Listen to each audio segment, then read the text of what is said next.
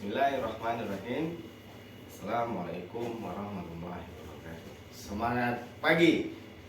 Di kesempatan kali ini kita akan sama-sama belajar bagaimana menyusun target sebuah perusahaan dengan menggunakan prinsip balance scorecard.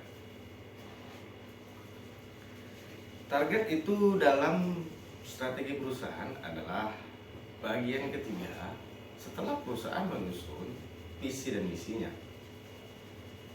Dan target itu dalam sebuah perusahaan ada target jangka pendek, ya, dan juga target jangka panjang. Yang mana target jangka pendek ini dibentuk untuk 1 tahun ke depan, sedangkan target jangka panjang dibentuk untuk 5 tahun ke depan. Namun hari ini banyak perusahaan-perusahaan yang tidak mampu membuat target jangka panjang untuk 5 tahun ke depan. Kenapa demikian? Karena kondisi bisnis ini semakin tuna itu turbulensi, uncertainty dengan ketidakpastian, novelty dengan segala pembaruan, dan juga ambiguity. Terlalu banyaknya pilihan, ambigu. Sehingga perusahaan dalam hal ini sulit membuat target jangka panjang untuk 5 tahun ke depan. Ya, paling top lah untuk 3 tahun ke depan lah. Seperti itulah contohnya. Oke, di kesempatan kali ini kita akan sama-sama belajar bagaimana membuat target jangka pendek. Jadi kita fokus bagaimana membuat target jangka pendek selama untuk 1 tahun ke depan dengan menggunakan prinsip balance scorecard. Apakah balance scorecard itu? Ini menurut Alex Miller di tahun 1998. Menurut Miller ialah balance scorecard itu adalah balance seimbang, yang artinya adanya keseimbangan antar target finansial dan non finansial. Mengapa?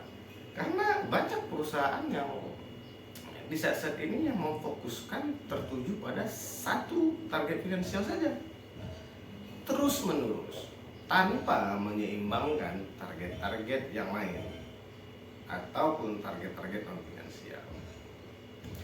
Dalam hal balance scorecard ini, balance artinya seimbang antara target finansial dan target non finansial. Itulah pengertian di bagian balance-nya. Sedangkan scorecard artinya suatu waktu dapat di scoring atau dapat diukur, seperti papan skor. Jadi ibaratnya itu seperti pertandingan sepak bola. Dalam pertandingan sepak bola itu ada kartu skor namanya, atau kartu nilai. Maka dari kartu skor itu kita bisa melihat bagaimana pencapaian nilai atau hasil yang telah dicapai. Jadi balance scorecard ini adalah sebuah metode dalam menyusun target yang tidak hanya menuju finansial, tetapi ada juga target-target lainnya. Yang target-target lainnya itu harus dapat diukur, seperti adanya kartu nilai atau scorecard. Itulah balance scorecard. Timbul pertanyaan, mengapa harus balance scorecard?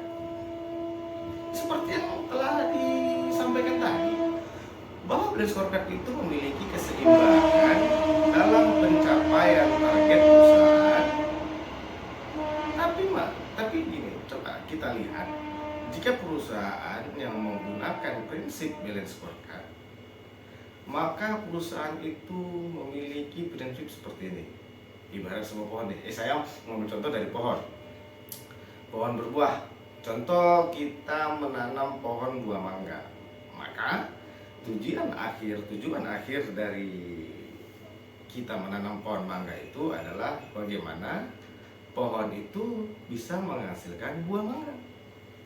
Sehingga buah mangga yang muncul itu nantinya bisa kita konsumsi.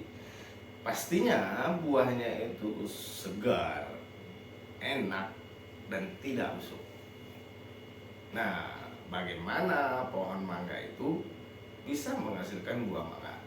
Nah, ini pertanyaannya nih. Bagaimana pohon mangga itu bisa menghasilkan buah mangga yang sehat seperti yang kita mau tadi? Buah mangga itu dihasilkan karena adanya bunga. Bunga tentu tidak semua bisa menghasilkan buah. Ya pasti dalam bunga itu ada yang tidak berhasil dan juga ada yang berhasil. Bunga itu muncul dari, dan pertanyaannya, bunga itu muncul dari mana? Bunga muncul dari ranting-ranting pohon, yang semakin banyak ranting pohon itu, maka akan semakin banyak pula peluang munculnya bunga yang akan menghasilkan buah nantinya. Kemudian ranting-ranting pohon itu ditopang di mana? Ranting-ranting pohon itu ditopang di batang pohon yang kokoh ataupun batang pohon yang kuat. Maka di sini dibutuhkan nih, bagaimana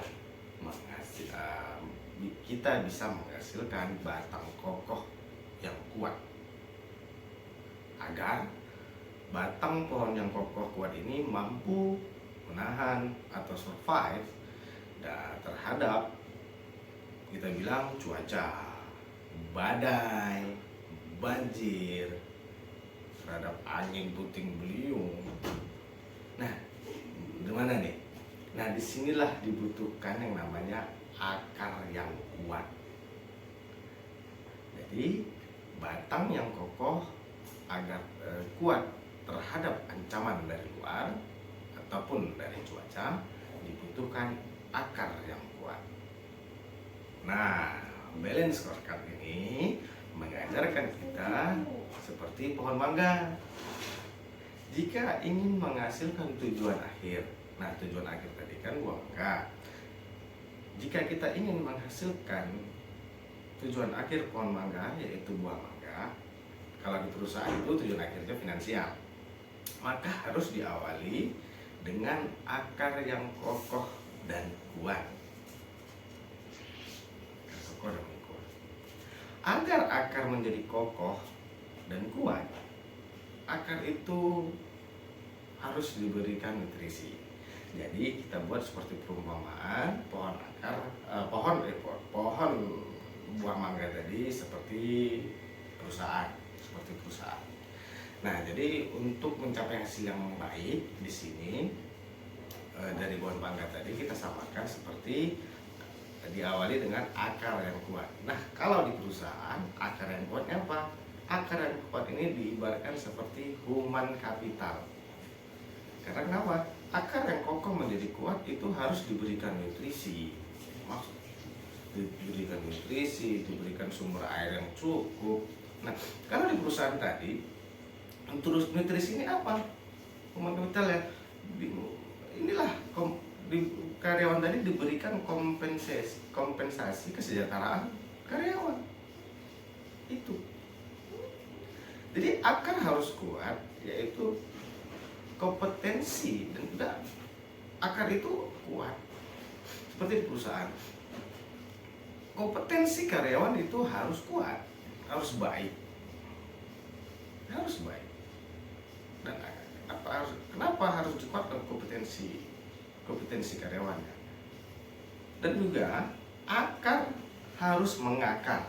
Yang maksudnya adalah, kalau di perusahaan tadi, karyawan harus memahami dan menerapkan nilai-nilai budaya perusahaan yang ditanamkan setiap hati karyawan. Maka itulah pentingnya balance scorecard. Yang pertama, kita bahas. Yang pertama, akar pohon. Seperti saya bilang di awal tadi, akar pohon ibaratnya seperti human capital. Lalu kemudian akar yang kuat akan menopang batang pohon yang kokoh supaya bisa menopang begitu rimbunnya ranting-ranting. Maka batang pohon sinilah disebut dengan internal bisnis. Kualitas bisnisnya juga harus baik. Kemudian tentu untuk memunculkan bunga dan buah yang banyak, Artinya kita harus mempunyai banyak customer, kita harus banyak jaringan supaya kita bisa menghasilkan financial sales yang banyak. Jika ranting sudah banyak, maka muncullah bunga yang akan kemudian menjadi bunga. Tentu saja dari banyaknya bunga yang muncul belum tentu akan muncul menjadi buah, karena adanya bunga yang tidak berhasil menjadi buah. Bunga-bunga yang berhasil menjadi buah adalah bunga yang mendapatkan nutrisi yang baik, pembuahannya sempurna, kemudian buah itu juga terjaga. Itulah pentingnya balance scorecard dalam sebuah perusahaan, sehingga perusahaan mendapatkan sudut pandang tidak hanya finansial saja, tapi untuk menghasilkan finansial perusahaan, perusahaan harus membangun yang namanya human capital, akar pohon, bisnis internal, batang pohon, customer harus dipuaskan, ranting-ranting pohon, dan ujung-ujungnya bagaimana finansialnya, buah mangganya. Itulah kenapa pentingnya balance scorecard dalam menyusun target perusahaan. Baik teman-teman, sekian dulu dari saya. Sampai ketemu di kesempatan lainnya. Salam sukses luar biasa. Assalamualaikum warahmatullahi wabarakatuh.